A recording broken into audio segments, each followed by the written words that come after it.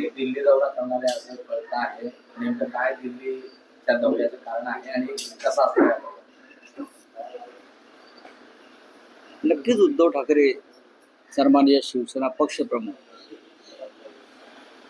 यांचा दिल्ली दौरा ठरण्याची शक्यता आहे.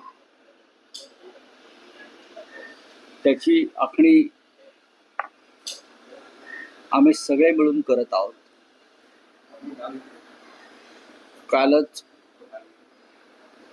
काँग्रेसच्या सरचिटणीस वेणुगोपालजी यांचा फोन होता आणि उद्धवजींनी जी मागणी केली होती की इंडिया ब्लॉकची बैठक व्हायला हवी. लोकसभा निवडणुकीनंतर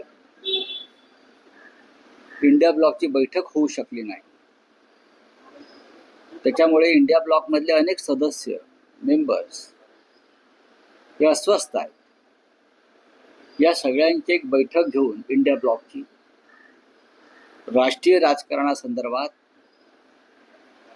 एक दिशा ठरवणं गरजेचं आहे, अशी भूमिका माननीय उद्धव ठाकरे यांनी वारंवार मांडल्यावर दिल्लीमध्ये इंडिया ब्लॉकच्या बैठकीसंदर्भात हालचाली सुरू आहे. तारखेसंदर्भात सुद्धा चर्चा होईल. सध्या 19 तारीख ठरवली आहे, पण 19 तारीख किती जणांना सोयीची आहे, इतक्या घाईघाईनं ते पाहावं लागेल. पण इंडिया ब्लॉकची बैठक नक्कीच होते आणि माननीय उद्धव साहेबांचा दिल्ली दौरा त्यानंतर आम्ही जाहीर करू. स्थानिक स्वराज्य संस्थांच्या बाबतची काही या संदर्भात चर्चा असेल का? स्थानिक स्वराज्य संस्था दिल्लीला कशी काय चर्चा? इंडिया ब्लॉक हा राष्ट्रीय स्तरावरील घडामोडींवर निर्णय घेण्यासाठी निर्माण झालेला एक रचना आहे. खास करून लोकसभा, संसदेचं कामकाज, राष्ट्रीय आंदोलन, राष्ट्रीय प्रश्न या विषयावरती इंडिया ब्लॉकमध्ये चर्चा होईल. स्थानिक स्वराज्य संस्थांवरती इंडिया ब्लॉकमध्ये चर्चा करणं हे मूर्खपणाचं आहे. त्यासाठी खाली महाविकास आघाडी आहे विधानसभेसाठी, त्याच्याखाली अजून काही व्यवस्था एकत्र काम करण्यासंदर्भात आहेत, त्यात चर्चा करून सभागृहात मुख्यमंत्र्यांनी ऑफर दिली, तुम्हाला या बाजूने येणं स्कोप आहे आणि विरोधात जाण्यास स्कोप नाही. बघा, आपले जे देवेंद्र फडणवीस आहेत ते अशा प्रकारच्या टपल्या टिचक्या टोमणे मारण्यामध्ये पटायचे आणि त्यानुसार त्यांनी तो एखादा टोमणा मारला असेल, टपली टिचकी मारली असेल, त्याकडे गांभीर्याने घेण्याची गरज नाही. शिवसेना सर्वोच्च न्यायालयामध्ये, शिवसेना हे नाव आणि चिन्ह या संदर्भात एक लढा देते आणि आम्हाला खात्री आहे की न्यायालयामध्ये आम्हाला न्याय मिळेल. त्याच्यामुळे फडणवीस यांच्याबरोबर जे डुप्लिकेट लोक बसलेले आहेत शिवसेना म्हणून, त्यांचा विचार फडणवीसांना आधी करावा लागेल. आपल्याबरोबर डुप्लिकेट ठेवायची की असली ठेवायची? सध्या तरी त्यांचा सगळा कारभार डुप्लिकेट लोकांना घेऊन चाललेला आहे. मग डुप्लिकेट राष्ट्रवादी काँग्रेस, डुप्लिकेट शिवसेना. त्याच्यामुळे शिवसेनेचं जे सध्या चाललेलं आहे ते उत्तम चाललेलं आहे आमच्या. नाही पण फडणवीसांची ऑफर किती गांभीर्याने घेता? अजिबात गांभीर्याने घेत नाही. फडणवीस यांनी ऑफर, त्याला मी ऑफर म्हणत नाही, याला टपल्या टिचक्या म्हणतो. म्हणजे टाळीचे वाक्य असतात काही सिनेमा किंवा बातमीचे वाक्य, त्या पलीकडे मी याच्याकडे मी म्हटलं नाही. सध्या देवेंद्र फडणवीस हे डुप्लिकेट शिवसेनेबरोबर सत्ता भोगत आहे. डुप्लिकेट शिवसेना, डुप्लिकेट राष्ट्रवादी, त्यांना कुठला वैचारिक किंवा नैतिक आधार नाही. असं असताना तुम्ही माननीय बाळासाहेब ठाकरे यांच्या शिवसेनेला सत्तेत येण्याची ऑफर देताय, गमतीने का होईना, ती वैचारिक दिवाळखोरी. पण काल ते असं म्हणाले की 2029 पर्यंत आम्ही विरोधी बाकावर जाण्याला स्कोप नाही, तुम्हाला इथे येण्याला स्कोप आहे. राजकारण आणि बहुमत फार चंचल असतं. लोकशाहीचं वैशिष्ट्य आहे की बहुमत राजकारण हे चंचल आणि अस्थिर असतं. उद्या काय होईल ते सांगता येत नाही. नरेंद्र मोदी देशाचे पंतप्रधान हे प्रेसिडेंट ट्रम्पच्या दबावाखाली येऊन दहशतवाद्याविरुद्ध युद्ध थांबवतील असं कोणाला वाटलं होतं का? आम्हाला असं वाटलं होतं की एवढी 56 इंचाची छाती असलेला पंतप्रधान आता युद्ध सुरूच आहे तर लाहोर, कराची, इस्लामाबाद, बलुचिस्तानवरती तिरंगा फडकवूनच गप्पा बसेल असंच त्यांच्या गर्जना आणि आरोळ्या होत्या. काय झालं काय? आज त्या विषयावरती आवाज बंद आहे.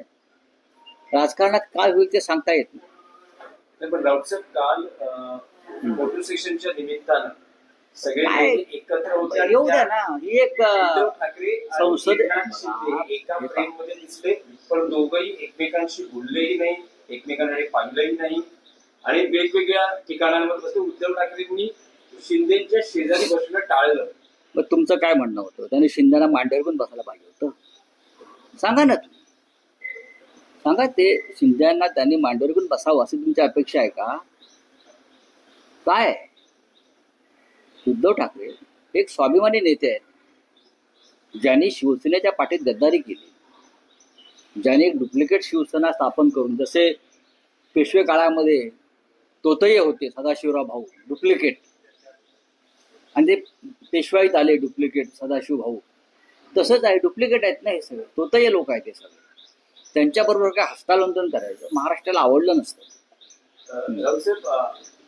मराठी भाषा अस्मिता आंदोलन, विजयोत्सव, अलीकडच्या काळातल्या घटना बघितल्या तरी अजूनही बाहेरच्या राज्यातून आलेली माणसं, विशेषतः व्यावसायिक, व्यापारी हे मराठी बोलण्यास तितकेसे आग्रही दिसत नाही आणि यावरून त्यांना मारहाणीच्या घटना वारंवार होत आहेत.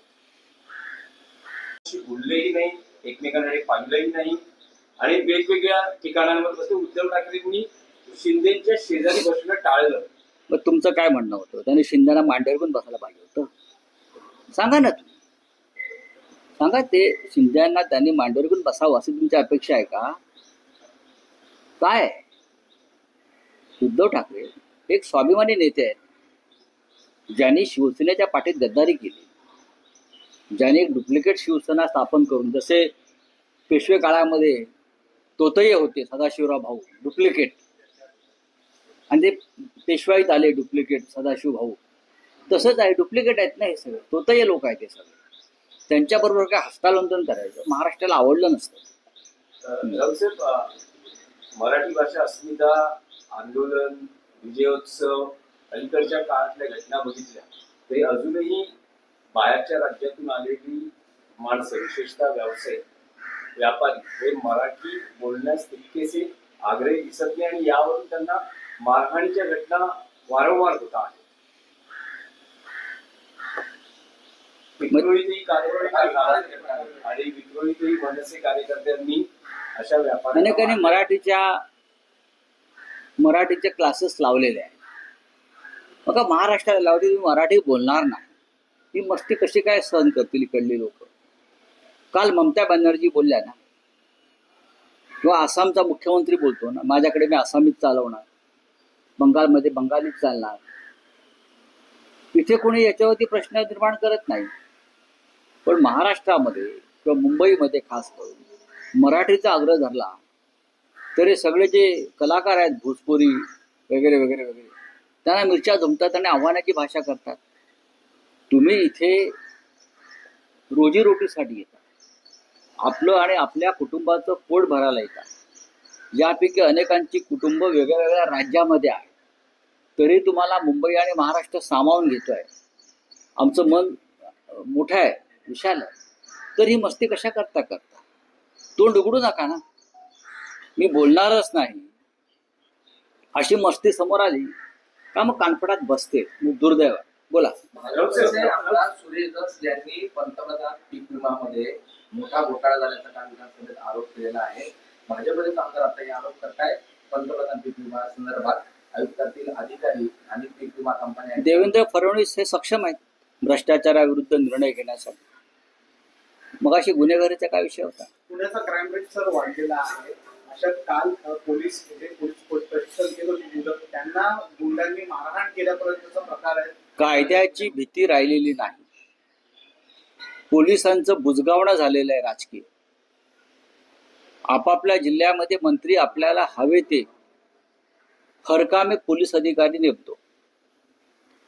आणि पोलिसांची भीती गुन्हेगारांना यासाठी राहिलेली नाही, कारण कालपर्यंत पोलीस ज्यांच्याकडे गुन्हेगार म्हणून पाहत होते, ज्यांच्यावरती गुन्हे दाखल करत होते, त्यांना भारतीय जनता पक्षात घेऊन प्रतिष्ठा देते. ज्यांच्यावरती गंभीर स्वरूपाचे गुन्हे आहेत ते आपला बचाव करण्यासाठी चंद्रशेखर बावनकुळे, चंद्रकांत पाटील, देवेंद्र फडणवीस यांच्या माध्यमातून सरळ भाजपात प्रवेश करतात. पुण्यातला प्रकार तोच आहे. नाशिकमध्ये तर भयंकर आहे. नाशिकचे पोलीस आयुक्तच आपल्या टेबलावरती भाजपचा झेंडा लावून बसलेले आहेत. ते असं का करतात ते रहस्य आहे. हा कोणता ट्रॅप आहे हे मला पाहावं लागेल. नाशिकमध्ये आहे म्हणून म्हणतो. आधी गुन्हे दाखल करायला लावायचे पोलिसांच्या माध्यमातून आणि मग पोलीस आयुक्त कार्यालयात बोलून सांगायचं एवढे एवढे गुन्हे दाखल झालेले आहेत, बघा निर्णय घ्या. म्हणजे अशा पद्धतीनं भारतीय जनता पक्षामध्ये गुन्हेगारांची भरती सुरू होणार असेल तर तुम्ही काय अपेक्षा करता जनतेकडून? परवा चंद्रपूरला जिल्हा मध्यवर्ती बँकेची निवडणूक झाली. भाजपकडे त्या संदर्भात जिल्हा बँकेचं अध्यक्षपद निवडून आणण्यासाठी बहुमत नव्हतं. भारतीय जनता पक्षाचे चंद्रशेखर बावनकुळे, चंद्रकांतदादा पाटील, देवेंद्र फडणवीस, तिकडले आमदार कोणी बांगड्या का फांगड्या झांगड्या कोणी आहेत, किशोर जोरगेवार, त्याने काय करावं? इतर पक्षातले निवडून आलेल्या जिल्हा संचालकांवर दबाव आणण्यासाठी एक जुनं प्रकरण उकरून काढलं. बँकेतल्या नोकर भरतीचं SIT लावण्याची धमकी दिली आणि या सगळ्यांना भाजपात सामील करून घेतलं. म्हणजे कालपर्यंत गुन्हेगार होते बँकेचे, त्याच्यामध्ये आमचे जिल्हा प्रमुख आहेत, कोणतरी एक रवी शिंदे म्हणून.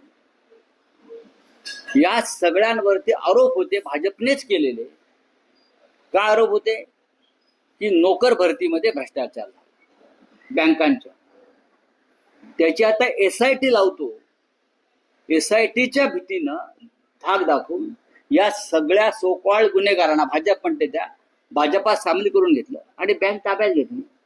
अशा प्रकारे हा पक्ष गुन्हेगारांना ते म्हणतात त्यानुसार प्रतिष्ठा देणार असेल तर पोलिसांनी काय करायचं? आता त्या आरोपांचं काय होणार आहे? पण त्या नोकर भरती झालेल्या भ्रष्टाचाराचा पाठपुरावा आम्ही करणार. तर भाजपचीच मागणी.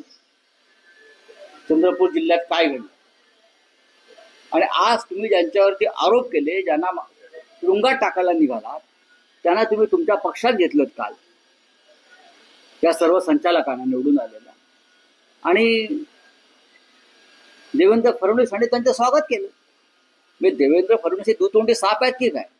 एका बाजूला म्हणायचं भ्रष्टाचारांना मी माफ करणार नाही, दुसऱ्या बाजूला ज्यांच्या भ्रष्टाचाराचे आरोप आहेत त्या सगळ्या सोकॉल्ड गुन्हेगारांना भाजप म्हणते त्या भाजपात सामील करून घेतलं आणि बँक ताब्यात घेतली.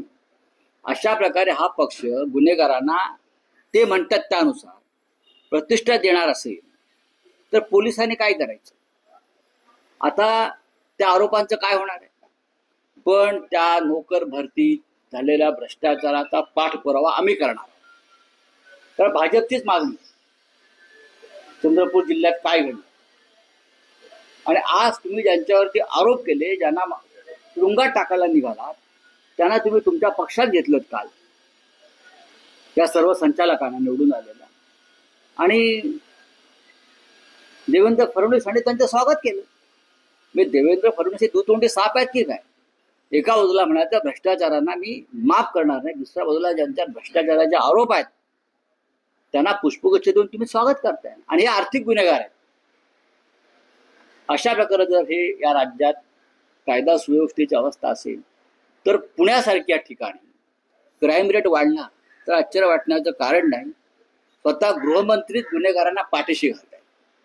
पुण्यात नाही तर चांद्यापासून बांद्यापर्यंत भारतीय जनता पक्ष हा गुन्हेगारांचा पक्ष बनला. आगामी स्थानिक स्वराज्य संस्थेच्या ज्या निवडणुका आहेत त्यांमध्ये देखील अशा प्रकारच्या पुनरावृत्ती समोर येतील मला वाटते. नक्कीच नक्कीच.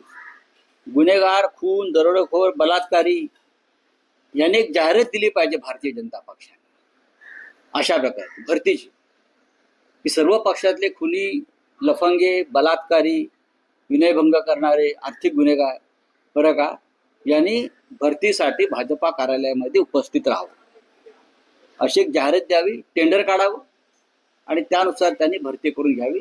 चंद्रपूरचं प्रकरण हे अत्यंत घातक आहे. आर्थिक गुन्हेगारीचा आरोप ज्यांच्यावर तुम्ही केलात त्यांना तुम्ही काल पक्षात घेऊन बँकेचं संचालक करता. पण हा विषय आम्ही तडीस नेऊ आणि भारतीय जनता पक्षाला याच्यात धडा शिकवू. कोण आहेत हे महान लोक कोण आहेत? हे चंद्रपूरचे जे 2-4 आमदार आहेत त्यांनी फार मोठं काय म्हणतात फिक्सिंग केलं, अमुक केलं. गुन्हेगारांना पक्षात घेणं ही चाणक्य नीती आहे. आम्ही नव्हतो ना गुन्हेगार म्हणून, तुम्ही म्हणत होता. आमच्या पक्षामध्ये असताना तुम्ही त्यांच्यावर SIT लावली, तुम्ही त्यांच्यावर ते आरोप केले आणि आता तुमच्या पक्षात आल्यावर तुम्ही त्यांना मुख्यमंत्र्यांकडून त्याचा सत्कार करून घेता, ते पण विधान भवनात अधिवेशन चालू असताना. लाज वाटली पाहिजे. निर्लज्जपणाचा कळस आहे या सरकारचा. जनसुरक्षा विधेयकाला विरोध न केल्यामुळे विजय वडेट्टीवारांना हायकमांडने नोटीस पाठवलंय, कारणे दाखवली. बघ मला तो विषय माहिती. चला, उद्धव ठाकरेंच्या मुलाखतीचा दुसरा टीजर तुम्ही आज स्टेटसवर टाकला आहे. त्यात उद्धव ठाकरे असं म्हणतायत की 1 नेशन नो इलेक्शन. होय, काय त्यांची भूमिका आहे मुलाखतीत? मुलाखतीमध्ये येईलच ते. आणि बोललो ना की उद्धव ठाकरे, माननीय उद्धव ठाकरे हे इंडिया ब्लॉकची बैठक दिल्लीमध्ये जी होते आहे पुढल्या काही दिवसात किंवा आठवड्यात, त्या बैठकीत ती भूमिका मांडते. म्हणजे उद्धव ठाकरे दिल्ली दौऱ्यावर आहेत, कधी जात आहेत? लवकरच होईल. कारण माननीय उद्धव ठाकरे यांनी जी मागणी केली होती इंडिया ब्लॉकच्या बैठकीची, त्या बैठकीची तयारी सुरू. तारीख ठरवू आम्ही. सध्या तारीख जी येते आमच्या समोर ती किती जणांना सोयीची आहे मला माहित नाही. 19 तारीख. तर तारखेमध्ये काही बदल करून इंडिया ब्लॉकची बैठक घेण्यासंदर्भात आमचं काम चालू आहे. चलिए. देखिए, दौरा मैंने है ऐसा कहा नहीं, जा सकते हैं ऐसा बोला. इंडिया ब्लॉक की बैठक हो रही है दिल्ली में. डेट का थोड़ा सा इशू है. कल वेणुगोपाल जी का फोन आया था. उनका कहना है कि उद्धव जी की मांग है कि इंडिया ब्लॉक की एक मीटिंग होनी चाहिए. तो 19 तारीख को हमने मीटिंग लगाई है उद्धव जी के डिमांड पर. लेकिन अब महाराष्ट्र में भी ऐसे काम चल रहे हैं.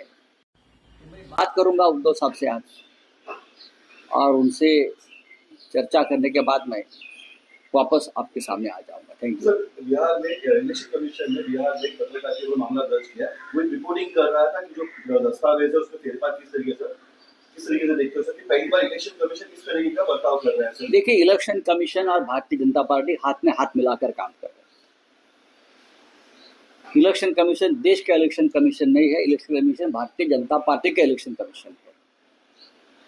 सभी स्टेट एक निष्पक्ष चुनाव की प्रक्रिया होने की उम्मीद हम सब रखते थे पहले चुनाव आयोग से. अब नहीं हो रहा. चुनाव आयोग ये भारतीय जनता पार्टी का एक एक्सटेंडेड पार्टी है, एक्सटेंडेड ऑफिस है और वहाँ से जो बीजेपी को चाहिए वो किया जाता है. अगर किसी पत्रकार ने चुनाव आयोग के घोटाले का पर्दाफाश किया है तो उसके ऊपर FIR करने की जरूरत नहीं. उसने क्या सामने लाया है गलतियां, वो सुधारने की जरूरत है.